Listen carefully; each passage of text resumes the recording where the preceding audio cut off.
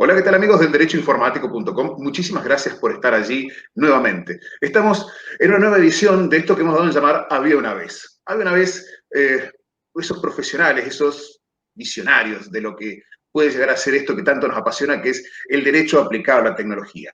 Hoy tenemos con nosotros a un precursor de Uruguay, de nuestro vecino país, por lo menos de Argentina, Uruguay, el doctor Carlos Del Piazo. Buenos días, buenas tardes, buenas noches, doctor Del Piazo. Muchísimas gracias por aceptar la invitación. Un honor y un placer estar con nosotros.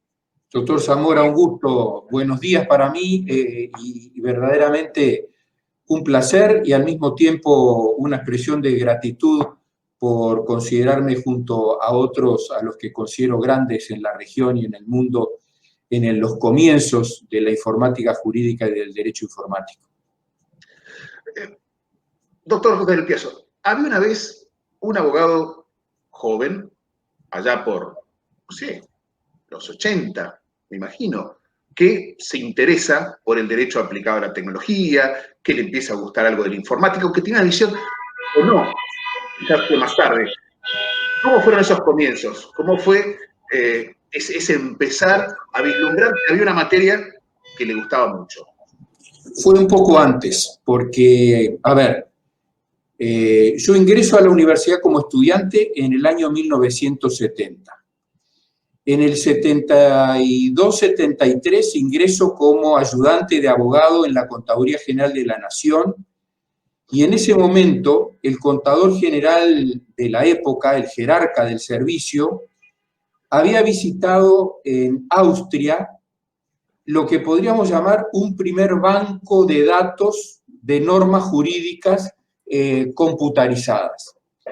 Cuando vuelve al país, impresionado con ese emprendimiento, teniendo en cuenta que la Contaduría General de la Nación y la Dirección General Impositiva eran las dos reparticiones que en ese momento contaban con una infraestructura informática importante, aquellos enormes computadores que ocupaban un piso entero, etcétera, dice, a mí me gustaría concretar en el Uruguay una recopilación y sistematización de las normas presupuestales y de funcionarios públicos.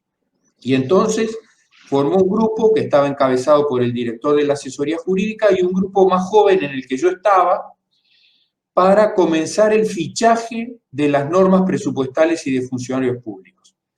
Eso ocurrió, yo diría, entre los años 72, 73 en adelante, y ahí empecé con la tarea de fichar normas sin tener, sabía que iban a ser luego procesadas automáticamente, pero no tenía ninguna idea de la proyección y de la perspectiva que eso tenía, ni para la oficina, ni para la administración, ni para mí en mi propia vida. En el año 77, cuando me gradúo de abogado, comienzo inmediatamente la carrera docente en Derecho Administrativo y, digamos, esa labor docente es acompañada por la regularización como abogado en la Contaduría General de la Nación y ahí se me pone a cargo de lo que en ese momento se llamó la Unidad de Informática Jurídica para, digamos, supervisar y ordenar ese trabajo que ya teníamos mucho material fichado y se trataba de volcarlo al computador. Es decir, comenzó una etapa de trabajo entre quienes integrábamos la asesoría jurídica y esa unidad que se acababa de crear bajo mi supervisión y la gente del área informática. Para mí eso fue como abrir los ojos a una realidad nueva y distinta, donde por primera vez vi que todo aquello que nosotros habíamos fichado sobre base papel empezaba a ser procesada de un modo, llamémosle, misterioso, y que nos permitía en aquel momento, mediante comandos de búsqueda muy rústicos, mediante la palabra, mediante comandos como el OR o el AND, separar o conjuntar palabras en la búsqueda de esa información que nosotros habíamos comenzado recopilando artículo por artículo de las normas presupuestales y de funcionarios públicos. Así que ese fue el comienzo. digamos, como en una segunda etapa, la Contaduría General de la Nación encaró una actividad de capacitación para funcionarios de otras administraciones. Fui uno de los que estuvo a cargo de realizar esa capacitación, con lo cual, aprovechando la experiencia docente que ya tenía en Derecho Administrativo, tuve que preparar esas clases de capacitación para colegas y funcionarios administrativos. Y entonces, a partir de 1978, empecé a dictar esos cursos de capacitación, que eran de una semana, 15 días, en la Contaduría General de la Nación, y allí, simultáneamente, como subproducto, diría, de esa preparación de capacitaciones, en 1978 publico en La Justicia Uruguaya, una revista de gran desarrollo, todavía vigente en nuestro país, dos trabajos, uno titulado Mi experiencia en la informática jurídica, otro titulado Derecho e Informática, contando un poco lo que se había estado haciendo en la Contaduría General y un poco lo que eran las bases de mi trabajo para preparar esas clases de capacitación. O sea que ese fue, digamos, el comienzo. Yo diría fue un comienzo desde un trabajo práctico, convertido en una aplicación de informática jurídica, y que por mi formación de abogado y mi vocación docente en Derecho Administrativo me llevó a empezar a pensar en el derecho informático. O sea, diría que fue un tránsito desde un trabajo práctico sin mayor perspectiva de hacia dónde iba, hasta el descubrimiento de la informática jurídica, y de ahí la inquietud por pensar el derecho informático, el derecho como disciplina mirado desde la informática jurídica. Esos fueron los comienzos. O sea, y usted, cuando nos cuenta por ahí que largó estos dos libros, ¿no? Estas dos publicaciones, Sí. ¿Cómo lo percibía el resto de los colegas allí en Uruguay o en el resto de Latinoamérica donde haya llegado la publicación? ¿Usted era el de las computadoras o realmente decían, qué interesante esto que está viendo el doctor Del Piazzo, vamos a seguir por acá? ¿O están diciendo, de qué está hablando este hombre?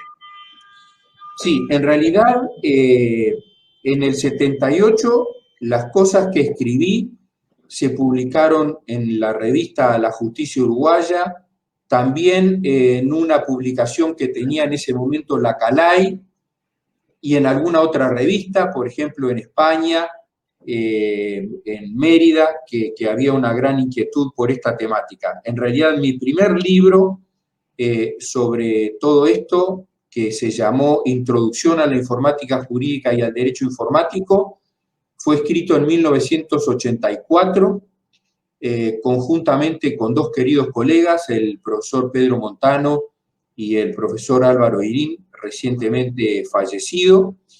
Libro que ahí sí tuvo ya la envergadura de tal y un mayor grado de reflexión, al punto de que algunos colegas como Daniel Almark en Argentina o Jerónimo Brena lo han reconocido sí como el primer libro que en la región se ocupó de estos temas, pero fue en 1984, o sea, ya con algo más de tránsito recorrido, y cuando en ese mismo año de 1984, a raíz de una inquietud del decanato de la Facultad de Derecho de la Universidad de la República, propuse en un expediente el primer programa y bibliografía básica para un curso extracurricular de informática jurídica pensado para los estudiantes de las carreras de Derecho y de Notariado. Estamos hablando del año 1984, ¿me dice usted? 1984. En ese año ocurrieron las dos cosas, la aparición del libro del que hago referencia y la presentación del primer programa para el dictado de cursos extracurriculares que se empezaron a dictar en el año 1985 con muy buena respuesta, mucho interés, tanto de estudiantes de abogacía y notariado como también egresados de las carreras de abogacía y de notariado. Por lo tanto, ahí, digamos, hubo como un verdadero salto, diría, porque ya no era lo mismo aquellos cursos de capacitación para que los funcionarios de la administración pudieran acceder a la base de datos que se estaba generando en el ámbito de la Contaduría General de la Nación, sino ya en una perspectiva más amplia. Ese programa estaba dividido en 3 grandes partes: la teoría de la información, la informática aplicada al derecho y el derecho utilizando a la informática como herramienta. Teoría de la información, informática jurídica y derecho informático. Y eso comenzó en 1984, acompasado con la publicación de ese libro que le acabo de comentar. O sea que ahí podríamos marcar como una segunda etapa, donde ya esta labor pasa del ámbito meramente laboral y personal a un ámbito estrictamente universitario o académico. Tuvo un impas bastante grande, por lo que pude ver leyendo sobre usted, en materia política, ¿sí? Podría decirse que usted es un apasionado de la política, ha participado activamente, ha ocupado diversos cargos dentro de la administración pública. Esos cargos en los cuales ocupó, no vamos a entrar en cuestiones políticas, no es la finalidad de la charla. Por ahí me interesaba así saber, también he sido funcionario público, por eso es que me surge la pregunta. Cuando uno está dentro de la administración pública, ejerciendo un cargo, trabajando en cualquier lado, ¿le ha pasado de decir, uy, acá tengo que aplicar todo lo que sé de derecho informático porque ayudaría a una mejor, a optimizar recursos del Estado? ¿Le ha pasado eso o ha mantenido distante la parte relacionada con el derecho informático con su labor como político? Exactamente, efectivamente hubo una incidencia importante. En el año 1986, a mí me nombran director general del Ministerio de Ganadería, Agricultura y Pesca hasta el año 90. En el año 90 asume un nuevo gobierno y soy designado viceministro de Defensa Nacional. Por un periodo de enfermedad del ministro fui ministro de Defensa Nacional, y a raíz de una serie de cambios que se verifican en la coalición gobernante en ese periodo, en el año 91 paso a ser ministro de Salud Pública hasta el año 1993. En esos 3 ámbitos, director general del Ministerio de Ganadería, viceministro de Defensa, ministro de Salud Pública, efectivamente tuve la posibilidad de llevar a la práctica algunas aplicaciones de esto que era ya para mí una verdadera, no solo inquietud, sino vocación académica, docente y profesional. Y además, nunca interrumpí la actividad académica durante ese periodo de casi 8 años en que estuve ocupando esos cargos, sino que continué la labor docente. Es más, prosperé en la carrera docente en el año, creo que fue en el año 1990, estoy casi seguro que fue en el año 1990, la Facultad de Derecho promovió un concurso internacional para proveer una cátedra de informática jurídica. Se formó un tribunal integrado por un profesor argentino, un profesor brasileño y un vicerrector de nuestra universidad. Gané ese concurso y ejercí desde 1990 en adelante la cátedra de informática jurídica hasta el año 2013. En el año 2013 yo renuncié a los cargos de gestión en la Universidad de la República porque asumí el decanato de la Facultad de Derecho de la Universidad Católica del Uruguay, y en nuestro país existe un entendimiento no escrito, pero respetado por todos, de que cuando se ocupa un cargo de jerarquía en una universidad, en las demás se puede mantener la actividad docente, pero no el desempeño de cargos de gestión.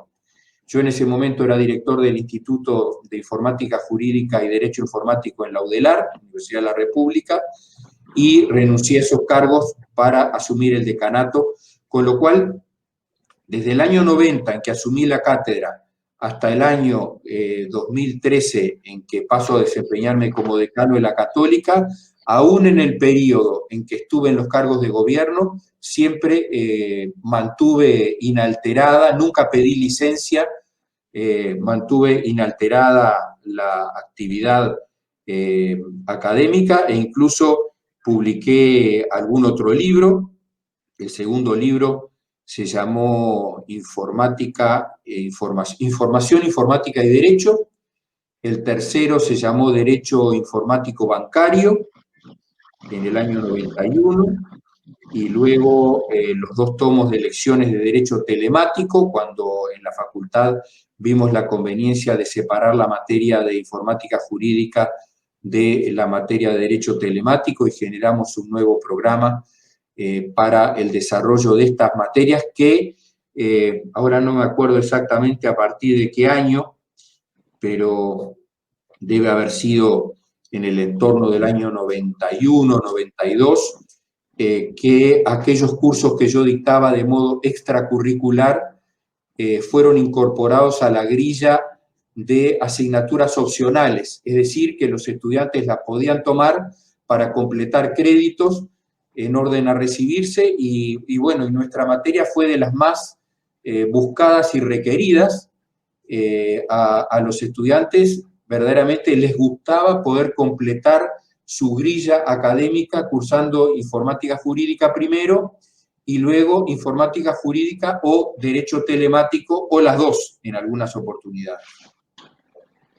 Es decir, a ver, lo suyo no fue entonces de pronto encontrarse con algo y decir, wow, esto es lo que más me gusta, sino fue, por lo que interpreto que nos va contando, una entrada, un ingreso al derecho aplicado a la tecnología gradual que se da primero con la práctica, a raíz de una oportunidad. A partir de allí usted, en base a conocimiento, fue avanzando dentro de lo que es la materia y fue asentándose y afianzándose dentro de esto, ¿no? Es decir, ¿usted tenía algún tipo de contacto con la tecnología antes? Porque por ahí un eje en común que he encontrado entre los anteriores entrevistados es que todos tenían algún tipo de nexo de contacto o de vínculo con la tecnología de alguna forma, y que eso los llevó a inclinarse hacia allí y a apasionarse por esto. En su caso, ¿tenía algún tipo de contacto? En mi caso, la vocación académica estuvo siempre signada por el derecho público. Y paralelamente a todo lo que le cuento, yo hice la carrera hasta catedrático de Derecho Administrativo, director del Instituto de Derecho Administrativo, director de la Escuela de Posgrado, director de la Maestría de Derecho Administrativo, pero este corazoncito paralelo nunca se interrumpió. Y si yo tuviera que marcar el origen, a ver, el origen, yo no tenía un vínculo con la tecnología, lo vine a descubrir a raíz de una relación laboral dentro de la función pública en la Contaduría General, donde tuve la orden de realizar una determinada tarea en el marco de un grupo, que luego me correspondió liderar ese grupo y a partir de liderar ese grupo interactuar con la gente, con los profesionales del área de la informática para ver cómo todo aquel material que nosotros habíamos estado fichando en lo que sería, digamos, la primera etapa de cualquier emprendimiento de informática jurídica documental clásico, histórico o primitivo, era luego procesado y en esa labor había una permanente interactuación donde nos preguntaban cosas, donde nosotros tuvimos que modificar muchas veces el modo como fichábamos, etcétera, etcétera. O sea, yo fui de una experiencia laboral práctica al descubrimiento de una potencialidad de la herramienta informática que no tenía imaginada, a enamorarme también de alguna manera de esa posibilidad, a tener la responsabilidad de ser un difusor de esa situación y a partir de ahí llevarla a lo que era, digamos, mi campo preferido de actuación, que era y sigue siendo el universitario y por eso a generar un programa de la asignatura, procurar que desde la formación de grado y también luego en la actualización de los posgraduados, poder volcar esa experiencia desde una perspectiva ya no meramente práctica, sino tratando de darle un encuadre de carácter más científico. Usted es abogado litigante, ¿no? Tengo entendido que ejerce la profesión. Casos relacionados con el derecho informático, ¿a partir de qué año más o menos usted empezó a decir, bueno, esto se viene en serio, acá se puede litigar? Por lo menos le hago la consulta porque acá en Argentina, particularmente desde acá habrán empezado las cuestiones en el 2006, 2007, y mucho más ha sido a partir del 2015, más o menos. Pero al comienzo éramos una rara avis. Ahora uno levanta una piedra y encuentra un especialista en derecho informático. Más o menos en Uruguay, ¿para qué fecha a usted se le da, como abogado litigante, el ejercicio de la profesión en cuestiones relacionadas estrictamente con esta rama? Le contesto con una anécdota. En el año 2000 se me ocurre iniciar una publicación que llamé Anuario de Derecho Informático, del cual se publicaron rigurosamente uno por año en adelante. Cuando nosotros empezamos esa actividad en la que ya tenía un grupo de jóvenes profesionales interesados en la informática jurídica y el derecho informático en perspectiva académica y laboral, nosotros dividimos ese anuario en una sección doctrina, una sección normativa, una sección jurisprudencia, una sección crónicas y información de lo que estábamos haciendo en la facultad. En los dos primeros volúmenes, la jurisprudencia publicada era toda extranjera. A partir del tomo 8, 9 y en adelante, la mayor parte del anuario recogía jurisprudencia nacional en problemas de informática jurídica y derecho informático. Al punto de que tuvimos que empezar ya no a publicar a texto completo, sino sumas de los pronunciamientos más importantes. Y le diría que por los tomos 14, 15 en adelante, solo sumas por la cantidad de pronunciamientos que ya había. Esto contesta a una parte de su pregunta, cómo desde el punto de vista jurisprudencial los problemas de la informática y del derecho llegaron a los tribunales con la necesidad de ser resueltos por la vía de sentencias. Paralelamente, en el Poder Judicial primero y en el Tribunal de lo Contencioso Administrativo después, se dictaron normas y se previó la posibilidad de empezar a trabajar en orden a que algunos aspectos de los procesos pudieran ser automatizados. El primero fue todo lo relativo a la selección de los turnos de los tribunales competentes, para lo cual se implementó un sistema informático que aleatoriamente determinaba el turno y no ya como era tradicionalmente por periodos dentro del mes o dentro del año para establecer cuál era el tribunal competente en razón de turno en todos aquellos casos en que los tribunales actúan por turnos. En paralelo, en el periodo en el que estuve en el Ministerio de Salud Pública, por ejemplo, inicié los trabajos necesarios para migrar hacia la historia clínica electrónica. Entonces, digamos, como que hubo muchas actividades paralelas en la administración, por ejemplo, para rutinizar, o mejor dicho, para informatizar trámites repetitivos o rutinarios, eliminar expedientes y convertirlos en formularios procesables automáticamente para trámites repetitivos. En fin, efectivamente, desde la labor profesional y paralela a la académica, comenzaron a desarrollarse muchos emprendimientos que luego se desarrollaron en grado importante y con independencia absoluta de la academia y de mí. Mire que no no me estoy planteando como protagonista de todo lo que pasó, sino en todo caso reconociendo que cronológicamente, por haber estado en los primeros tiempos, sí tuve mi nombre asociado al comienzo de muchas de estas actividades en el ámbito judicial y en el ámbito administrativo. ¿Cómo fue su primer contacto con Internet? ¿Cómo fue la primera? Yo me acuerdo patente, cómo fue mi primer día. Le juro que no me acuerdo qué tenía puesto, pero sí me acuerdo la primera vez que pude conectarme a Internet y lo que me pasó por la cabeza. ¿Cómo fue su primer contacto con Internet? ¿Qué pensó en ese momento, si es que se acuerda? ¿O qué se le fue viniendo a la mente después de ese primer ingreso a algo que nos ha cambiado la vida a todos, ¿no? No me acuerdo de mi primer contacto con Internet, pero le diría en una valoración general que fue como un tránsito natural, como un algo que implicaba un paso que necesariamente había que dar en algún momento.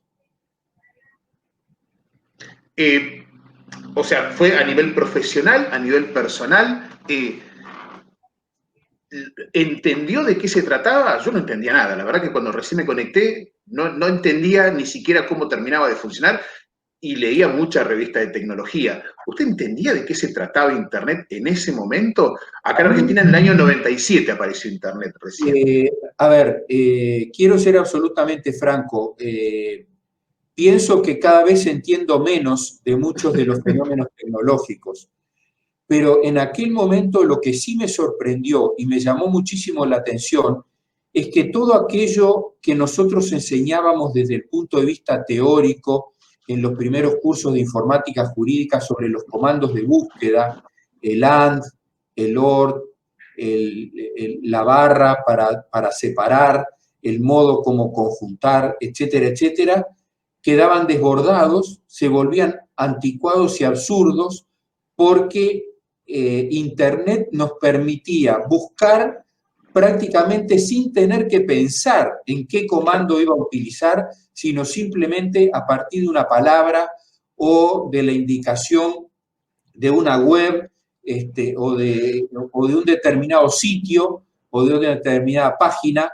Es decir, de alguna manera como el desborde de todas aquellas categorías que fueron las que además nos llevaron a repensar que no podíamos seguir enseñando la informática jurídica que estábamos enseñando, y por eso fue que comenzamos allá por el año 2002 con los cursos de Derecho Telemático, es decir, donde ya no pensábamos tanto en teoría de la información, informática aplicada al derecho y derecho impactado por la informática, sino que partíamos del derecho de las telecomunicaciones, generando lo que llamábamos el espacio telemático como distinto de aquel anterior del espacio informático, y a partir de ahí como un nuevo impacto en el derecho que desbordaba aquello que de alguna manera yo ahora calificaría como estático para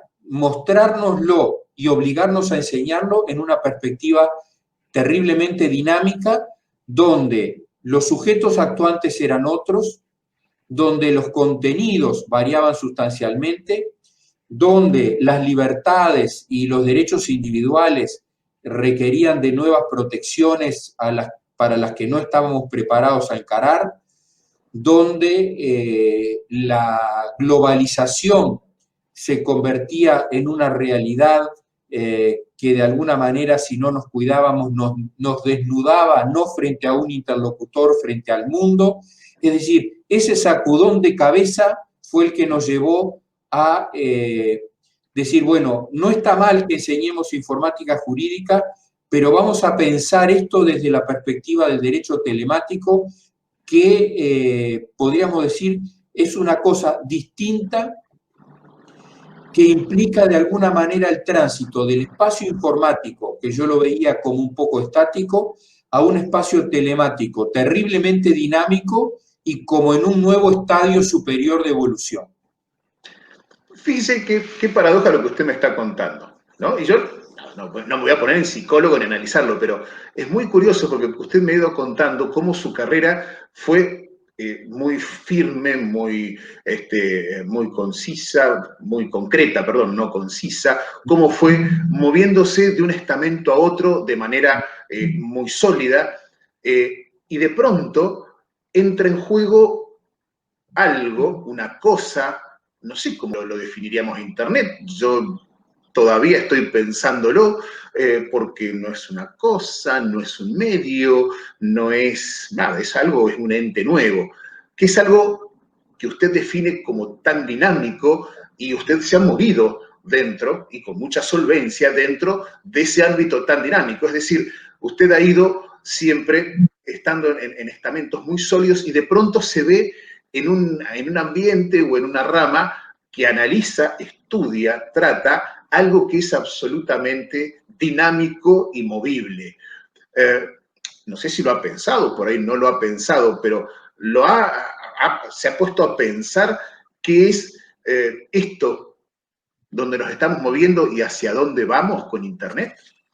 En el año 2003 dirigí el primer curso de Derecho del Ciberespacio a través de Internet, una iniciativa en la que tuve el apoyo de la decana de la Facultad de Derecho de la UDELAR de esa época, y fue una experiencia fascinante. Y yo recuerdo que, en relación a lo que usted me pregunta, cuando estábamos preparando los módulos y los temas para los distintos foros en ese curso, que era el primer curso a distancia en el que yo participaba, y era el primer curso a distancia que se dictaba en la Facultad de Derecho de la Universidad de la República, encontré en una lectura una definición de Internet como el lugar sin lugar. El lugar sin lugar. Y siempre eso me quedó grabado en la memoria como una suerte de caracterización y al mismo tiempo de desafío. Porque las personas humanas siempre nos movemos acotados a un espacio y a un tiempo. Y, por ejemplo, cuando cuidamos nuestra privacidad, a nadie se le ocurre, por ejemplo, ducharse desnudo en una esquina. Bueno, capaz que alguien sí, y capaz que en algún caso hasta puede ser un espectáculo agradable. Obviamente no lo sería en mi caso, sin ningún lugar a dudas, ¿verdad? Pero esa privacidad que incluso todos de alguna manera protegemos a través del pudor o como se le quiera llamar, muchas veces no la tenemos en cuenta cuando a cualquier hora del día y en cualquier lugar de la Tierra encendemos el computador, nos conectamos a Internet y estamos abiertos a una ventana, a un lugar sin lugar, porque el que está localizado soy yo, pero mis interlocutores visibles o invisibles están en cualquier parte de la Tierra. Y muchas veces muchos de los problemas que hoy se plantean en las redes sociales y en Internet derivan de que no cuidamos, en términos de protección de nuestros datos personales, que los datos personales no son algo que nosotros poseemos en titularidad como si fueran bienes, sino que los datos personales somos nosotros mismos. Y somos nosotros mismos los que nos estamos exhibiendo desnudos, no en una esquina bajo una ducha, sino abriendo una ventana, la de la pantalla del computador, al mundo. Por eso lo del lugar sin lugar, que me parece que es esa caracterización que, aunque nos cueste, me parece que grafica esa realidad increíble de un mundo globalizado. Y cuando hablo de mundo globalizado, hablo de una realidad.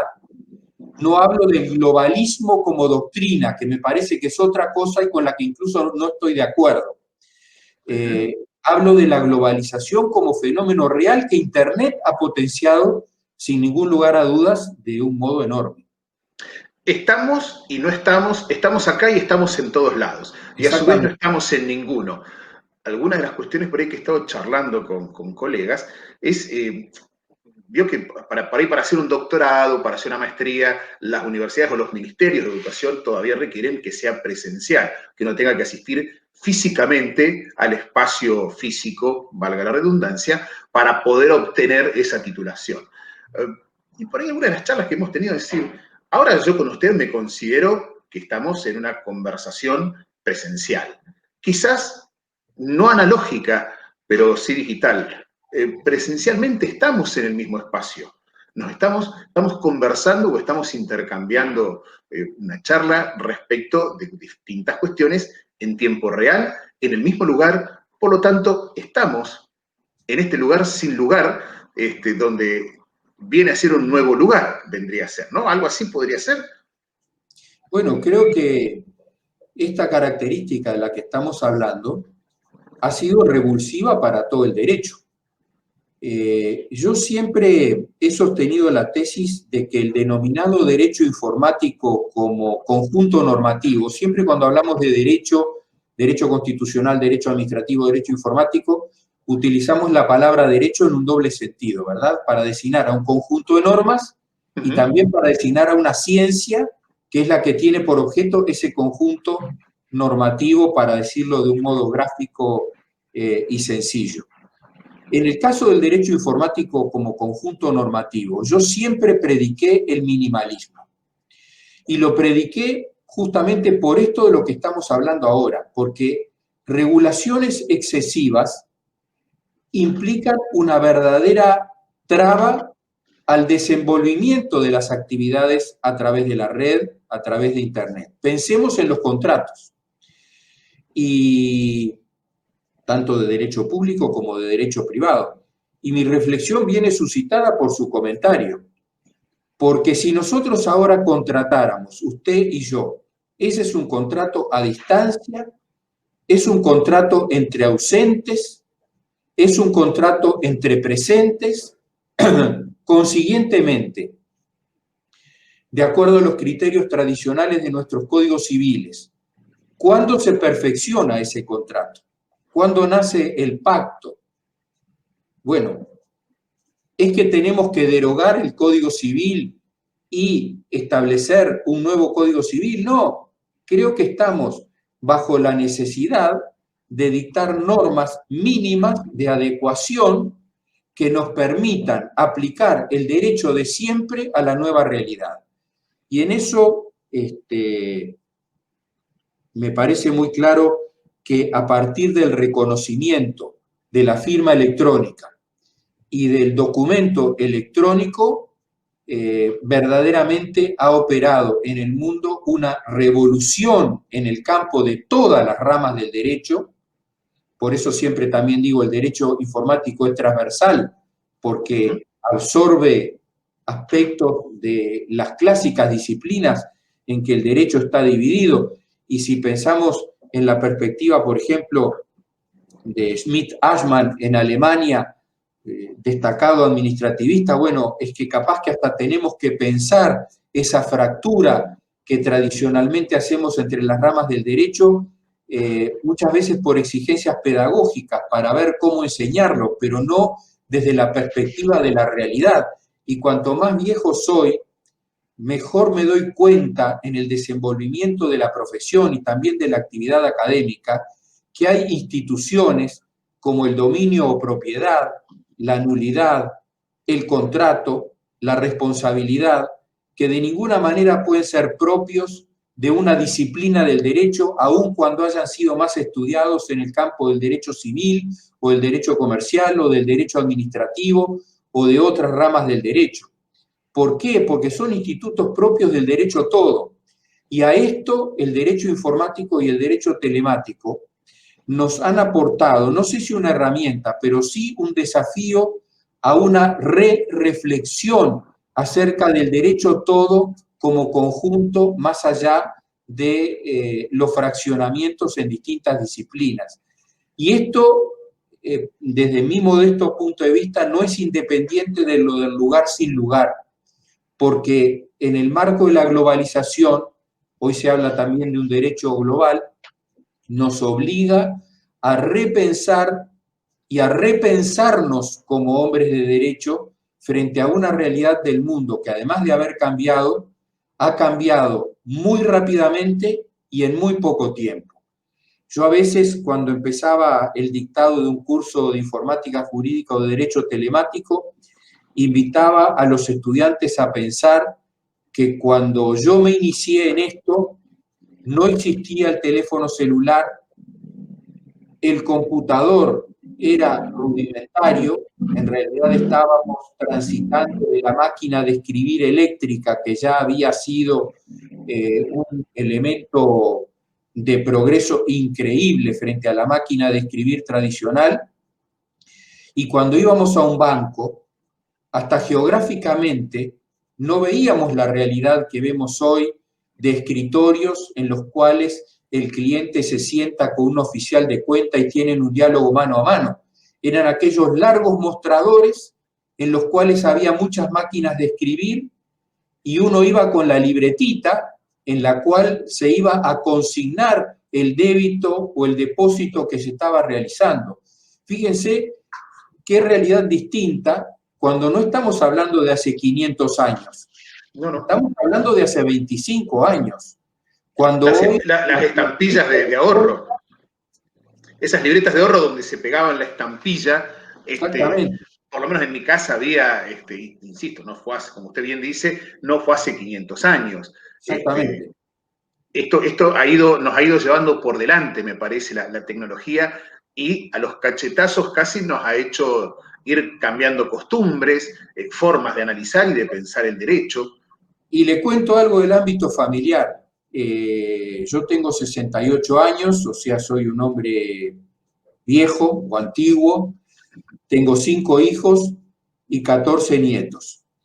Y mis nietos se ríen, se burlan, no creen cuando les digo que a la edad de ellos, cuando yo iba a la escuela, no existía el teléfono celular, no existía la computadora, no existían las redes sociales, no existía la televisión color, y todo eso es verdad. Y cuando ellos se ríen y yo me repienso, digo, a ver, ¿por qué hoy yo no doy más cursos de informática jurídica en el grado? Porque ha sido tan rápida esta evolución que yo mismo siento la incapacidad de comprender muchos fenómenos tecnológicos para poderlos responder en términos jurídicos, que ese ha sido el gran desafío del derecho informático. Procurar responder con modelos tradicionales o con esquemas clásicos a realidades totalmente desbordantes de aquellas que contemplaron nuestros codificadores. A mí me gusta pensar por ahí que hay una palabrita mágica en todo esto siempre que necesitamos aplicar constantemente, que es entender.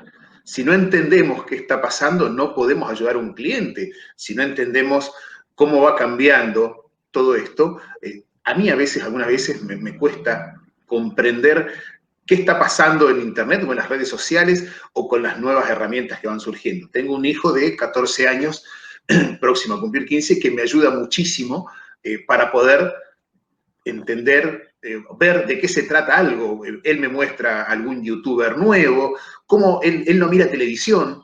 O sea, yo cuando el primer televisor color que tuvimos en mi casa fue en el año 78. Antes de eso, creo que a partir del año 76 recién tuvimos televisión. Y él ahora no mira más televisión.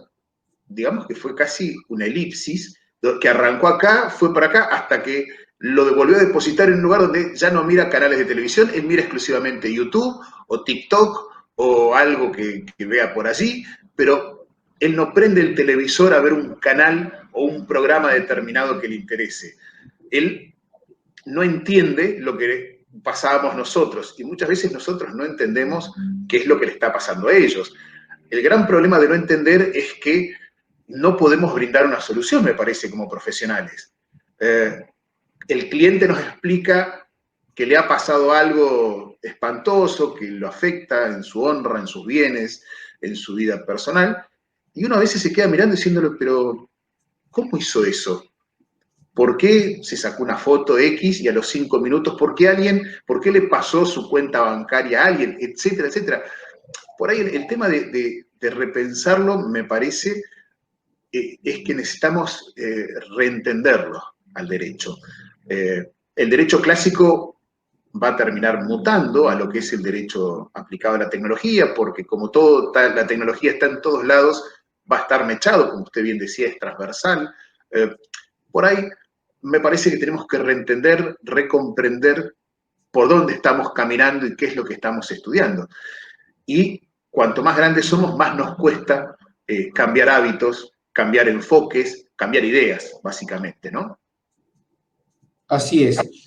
Lo que no entendemos no lo podemos explicar.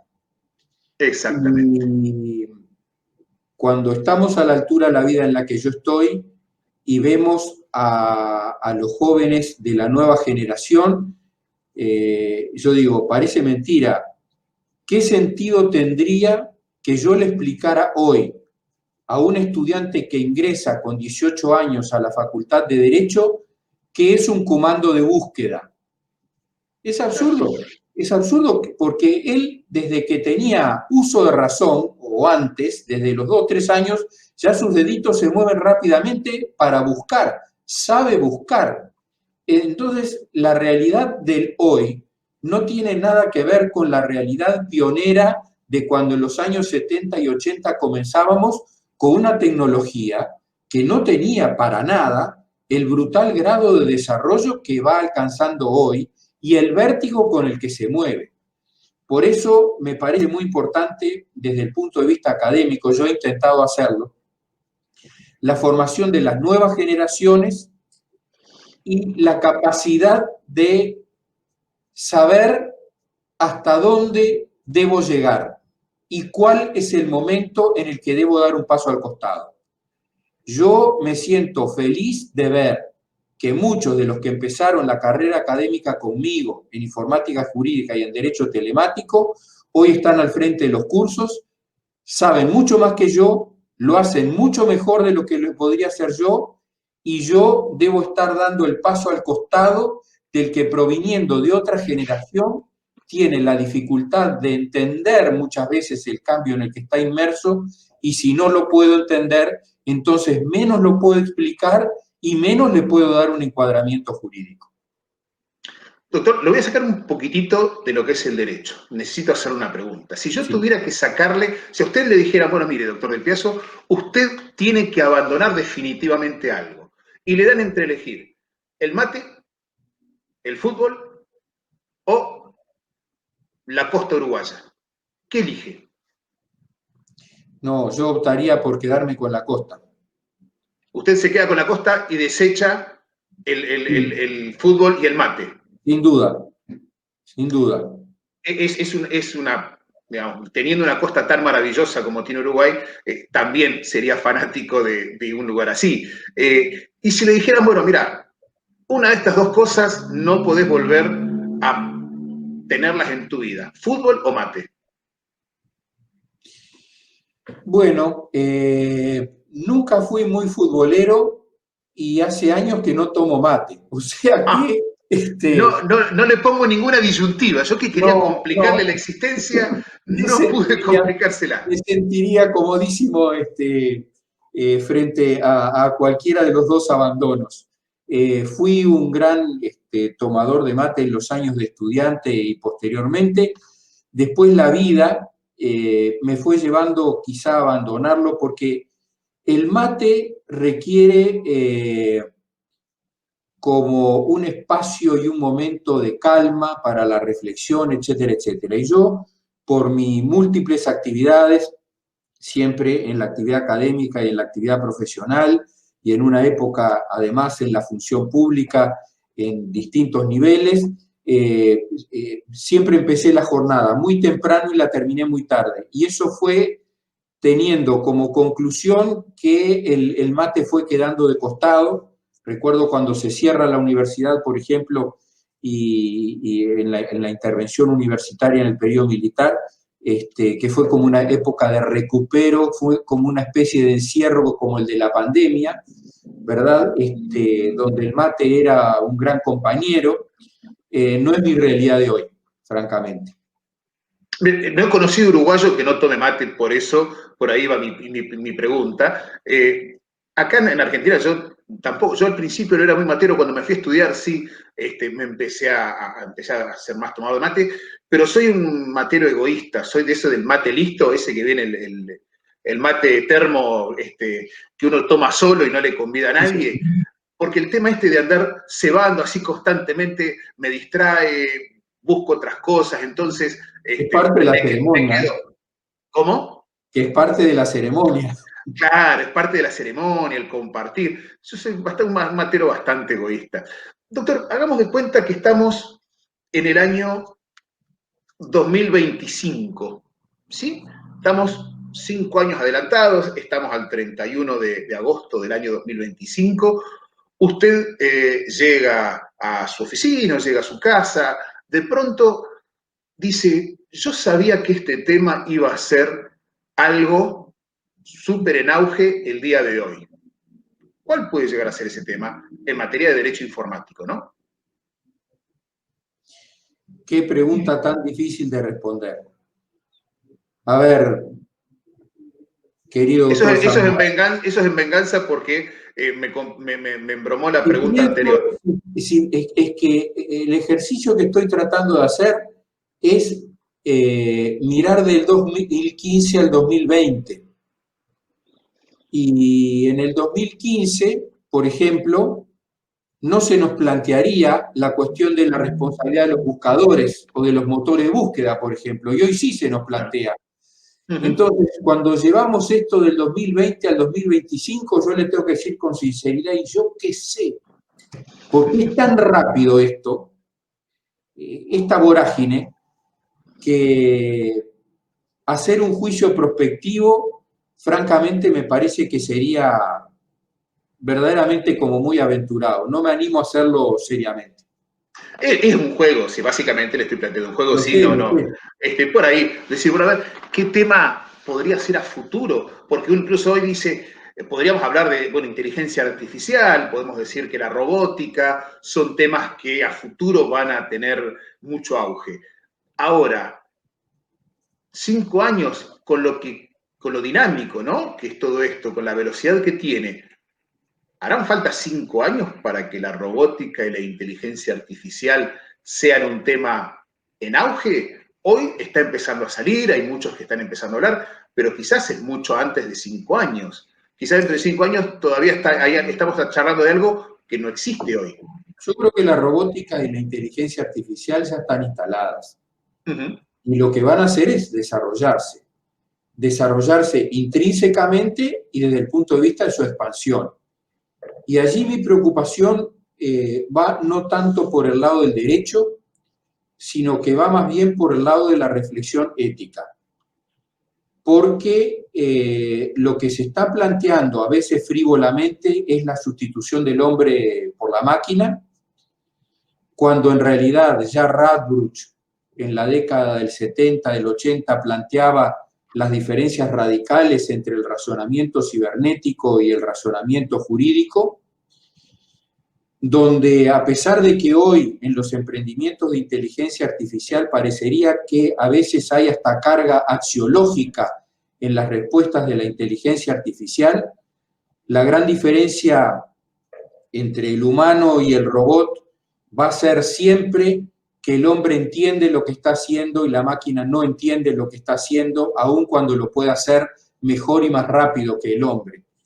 Entonces, mi preocupación como hombre viejo en términos de qué le dejamos a las generaciones siguientes, no abdico ni abjuro, ni estoy en contra del progreso tecnológico, pero creo que tanto en el ámbito de la inteligencia artificial como de la robótica, como de la biotecnología y las neurociencias, nos debemos una reflexión ética que yo no veo suficientemente desarrollada y que prácticamente no advierto en quienes son los gurúes hoy de esta temática.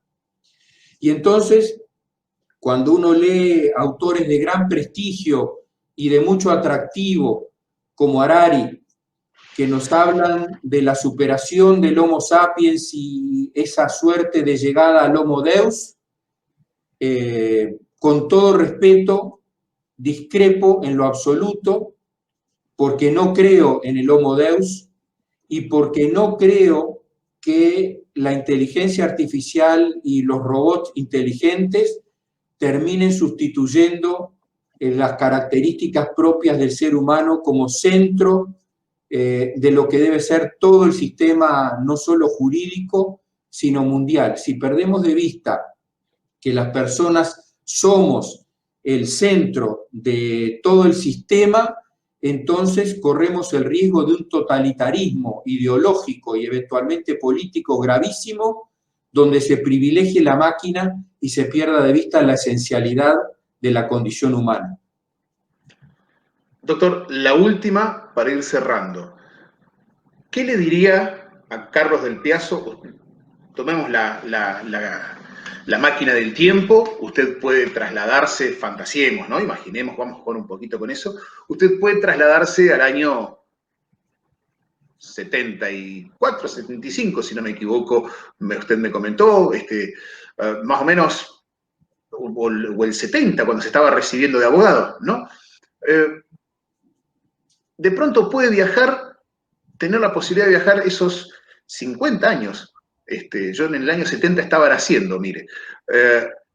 Y se encuentra con Carlos del Piazzo saliendo de recibirse en la universidad, usted lo está esperando afuera, él sale de la universidad, usted se le para adelante, ¿qué le dice? ¿O qué le gustaría decirle? En el 70 ingresé a la universidad, me recibí en el 77. Ahí está, gracias. Y tengo 2 hijos abogados. Y me podría trasladar su pregunta a qué le dije a 2 de mis hijos, el segundo y el quinto, cuando se recibieron de abogados. Y esto surge de una reflexión íntima de lo que me digo a mí mismo, y tiene que ver con lo que hablábamos recién. El desarrollo de nuestra profesión está terriblemente impactado y demandado por los permanentes cambios. Nosotros además trabajamos en derecho público y el derecho público es mucho más mutable que el derecho civil o el derecho comercial. Recordaría aquello de los mandamientos de Couture. El primero era estudia, el segundo era trabaja, y otro que yo rescato, ama tu profesión, y cuando encuentres divergencias entre el ser y el deber ser, lucha por la justicia. Y creo que ese valor justicia sigue estando por encima de todas las tecnologías, de todos los positivismos o de todas las normas positivas, y sigue siendo en la actividad cotidiana un punto de mira al cual llegar como objetivo quizás nunca alcanzable, porque la justicia humana es imperfecta, pero sí como parámetro de vida en el ejercicio de esta profesión tan noble y tan cascoteada como es la nuestra. Muy bien, muchísimas gracias, doctor Carlos del Piazzo. Había una vez un gran profesional, alguien que nos ha abierto las puertas a todo el resto de los que venimos después, en esto que nos apasiona, que es el derecho informático, el derecho aplicado a la tecnología. Doctor del Piazzo, un honor haber tenido su presencia, muchísimas gracias.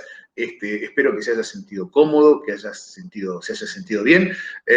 Nada, le mando un fuerte abrazo y espero que el año que viene nos podamos seguir encontrando en nuestros encuentros de derecho informático allí en Montevideo, donde siempre tenemos el placer de que usted nos cierre los eventos.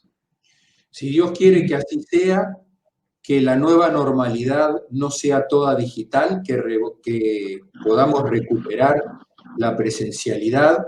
Como yo digo vulgarmente, que no nos saludemos más a los piñazos, sino que nos podamos dar un abrazo físicamente.